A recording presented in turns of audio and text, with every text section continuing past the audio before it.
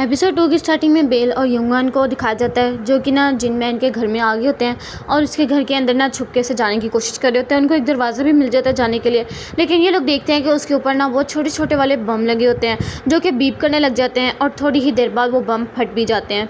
यहाँ पर लोग भागने की कोशिश करते हैं लेकिन काफ़ी लोग नहीं बच पाते हैं और यहाँ पर बेल भी बड़ी मुश्किल से बचता है। उसके बाद कहने लगता है कि जिनमैन बड़ा कमीना निकला है, वो ज़रूर हमें इस टाइम कहीं से देख रहा होगा। इसके बाद पता लगता है कि जिनमैन इसको सच में देख रहा था और वो उसको शूट करने ही लगता है कि यहाँ पे ना जियोन उसको बता देता है कि ये बुलेट प्रूफ गाड़ी है तो तुम उसको नहीं मार सकते हो। इसके बाद हमें 1 साल का बाद का सीन दिखाया जाता है जिसमें ना जो होती है जेन वो ना कर रही होती है रनिंग और अपने डैड के पास आती है जो कि 1 साल पहले का सीन होता है और यहाँ पर वो उसको कहने लगती है कि मुझे आप पे पहले डाउट हो गया था लेकिन अब मैं पूरी तरह श्योर हूँ कि आप मेरी प्रोटेक्शन के लिए ये सब कुछ कर रहे हैं। तो वो कहने लगता है कि मैंने और आप ना यहाँ पे जो होते हैं हथियार वगैरह उनका आप बेचते हैं और उसी से ही लोग एक दूसरे को मार देते हैं। तो वो कहने लगता है कि ये मैंने सब कुछ जो भी किया है तो मैं सिर्फ और सिर्फ प्रोटेक्ट करने के लिए किया है और तुम्हारी जान बचाने के लिए किया और कुछ भी नहीं किया। तो वो कहने लगता है कि अब तुम्हें ही मेरे वाले बिज़नेस को आगे बढ़ाना पड़ेगा, यानी कि अब तुम आगे से करोगी वही काम जो मैंने किया था लोगों को देने का चीज़ें। तो वो कहने लगते हैं कि नहीं, आपने मुझे बोला था कि तुम जो भी करोगी वो मेरी पसंद होगी, तो मैं यहाँ से जाना चाहती हूँ। तो वो उसको एक गन दे देता है और न्यू आईडी दे देता है जिससे इसका नाम हो जाता है एरिन अब से। तो वो अपने भाई से मिलती है, वो उसको और चीज़ें देता है और एक बैग देता है और कहने लगता है कि तुम जहाँ पे भी जब भी पहुँचोगी ना तब भी इसको खोलना है, उससे पहले नहीं खोलना। तो वो उसको अपने भाई को कहती है कि तुमने ना इसका ख्याल रखना है अच्छे से जिनमैन का और इसको कोई भी आंच नहीं आने देनी है। और उसके बाद उसको गले लगा के वहाँ से वो चली जाती है और यहाँ पे हमें पता लगता है कि अभी प्रेजेंट में आ गई होती है, रनिंग कर रही होती है और ये एक ना गाँव में आ गई होती है।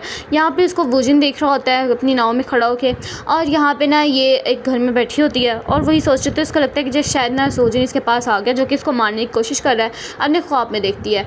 और इसके बाद ना दिखाया जाता है सुबह का सीन जिसमें ना वुजिन बात कर रहा होता है एक आदमी से। तो यहाँ पे ना एरिन को दिखाया जाता है जो कि बाकी आंटियों के साथ मिलकर ना काम वगैरह करी होती है, लेकिन ये कर बहुत ज़्यादा तेज़ रही होती है। तो वहाँ से एक जो औरत होती है ना वो कहने लगती है कि तुम आहिस्ता करो, हमें पर आवर के हिसाब से पैसे मिलते हैं, अगर तुम जल्दी कर लोगी तो हमें ज़्यादा पैसे नहीं मिलेंगे। तो वो ओके करके लेकिन फिर भी जल्दी कर देती है और वहाँ पर अपना सारा काम कंप्लीट करके वहाँ से चली जाती है।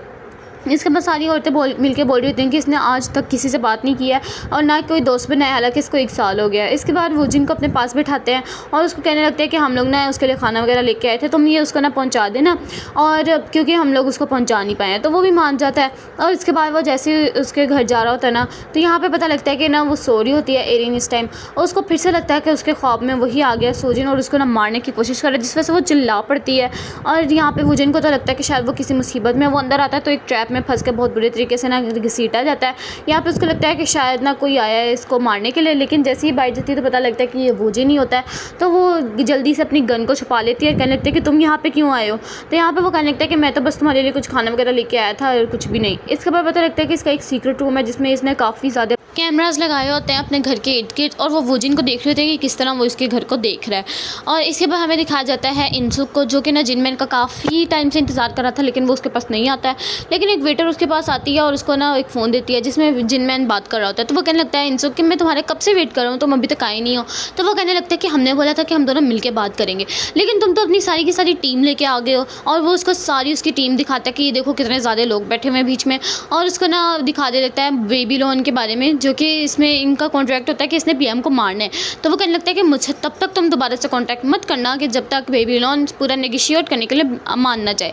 इसके बाद ये जा रहा होता है तो वो ना अपने गार्ड से पूछ रहा होता है कि इसको ये सब कुछ पता कैसे लगा, इसको हमारे एजेंट्स के बारे में कैसे पता लगा, इसको लोन के बारे मतलब कि हमारे कॉन्ट्रैक्ट के बारे में कैसे पता लगा। इसको ना गाड़ी में कुछ अजीब लगने लगता है तो ये अपने गार्ड को कहने लगता है कि तुम चले जाओ, मैं अपनी गाड़ी धुलवा दूंगा। इसके बाद पता लगता है कि अंदर जिनमैन ही होता है। अब वो कहने लगता है कि चलो चलें। तो वो कहने लगता है कहाँ जाना है, तो वो कहने लगता है कि गाड़ी धुलवाने के लिए।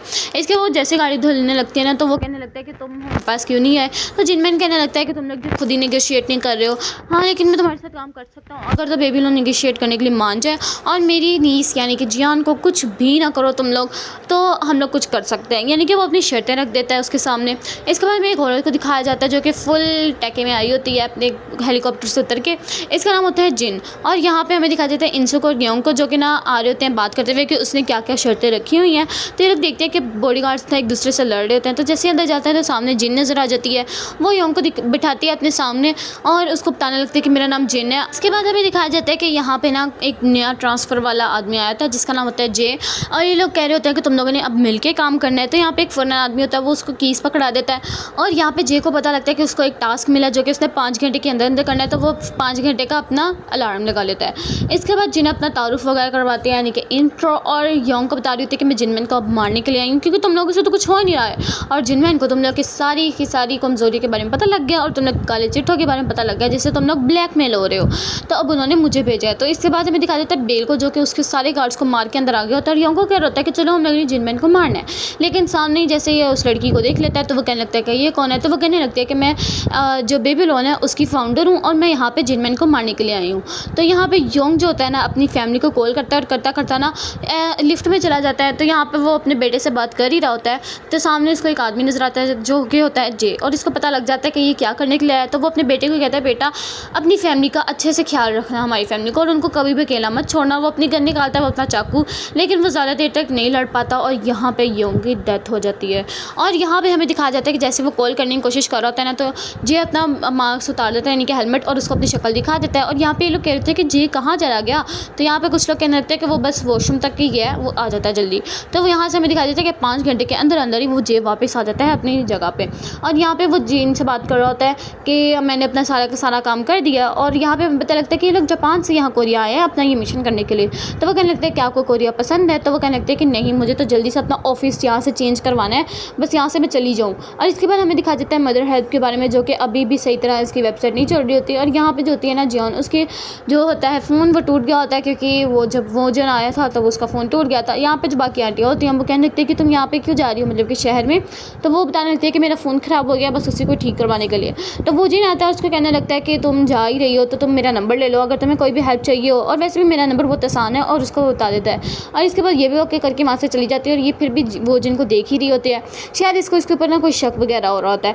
इसके बाद वो अपना फ़ोन अच्छे से सही करवा देती है। इसके बाद देखने लगती है, नोट करती है कि एक आदमी ने इसका पीछा कर रहा है, यानी कि वो बस में भी होता है और यहाँ पे रेस्टोरेंट में भी आ गया होता है उसका पीछा कर करके। इसके बाद जैसे वो आगे आगे जा रही होती है ना, वो पीछे पीछे आ रहा होता है, जिस वजह से ना इसको और ख़तरा महसूस होने लग जाता है। तो ये क्या करती है कि ये चलती चलती ना साइड पे हो जाती है, और जैसे वो आगे आता है तो वो उसको नीचे गिरा के पूछने लग जाती है कि तुम किसके बिहाफ पे आए हो, तुम क्या करने के लिए आए हो यहाँ पे। तो वो उसको बता देता है कि तुम्हारा फ़ोन वॉशरूम में रह गया था, बस मैं वो तुम्हें वही देना चाहता था और कुछ भी नहीं है। इसके बाद उसको छोड़ देती है और वो वहाँ से भाग जाता है। इसके बाद ये नाव के बारे में पूछ रहे होते हैं, लेकिन ये लोग कहते हैं कि वेदर की ख़राबी की वजह से यहाँ पे अब कोई भी नाव नहीं आएगी तुम्हारे आइलैंड पे जाने के लिए, तो तुम अभी यहाँ पे बैठ जाओ।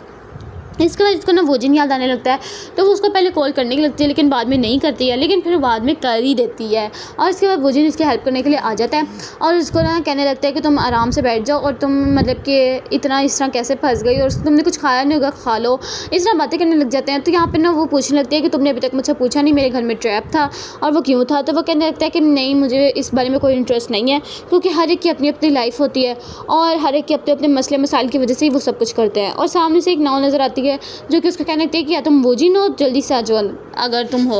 तो यहाँ पर वो जल्दी से मैं जियोन को अंदर भेजता हूँ, एक पैकेज को ना नीचे फेंकने की कोशिश में वो उसके अंदर के सारे सामान को ना निकाल देता है, तो वो जल्दी जल्दी से उनको फेंक देता है। यहाँ पर मदर हेल्प की तरफ से मैसेज आता है कि क्या तुमने पैकेजेस सारे पहुँचा दिए हैं वहाँ पे। और इसके बाद हमें दिखाया जाता है जिनमैन को, जिसके पास पाल सुनाता है, और उसको कहने लगता है कि तुम्हारी नीस की फ़ोटो लगी हुई है मदर हेल्प के ऊपर, और उसको कहा गया है कि जो भी इसको पकड़ेगा उसको $200 मिलियन मिलेंगे। और बस इसी सस्पेंस के साथ ये वाला एपिसोड यहाँ पे एंड हो जाता है। वीडियो अच्छी लगी तो लाइक करना, चैनल को सब्सक्राइब करना। मिलते हैं नेक्स्ट अमेजिंग से एपिसोड में, तब तक के लिए अल्लाह हाफिज़।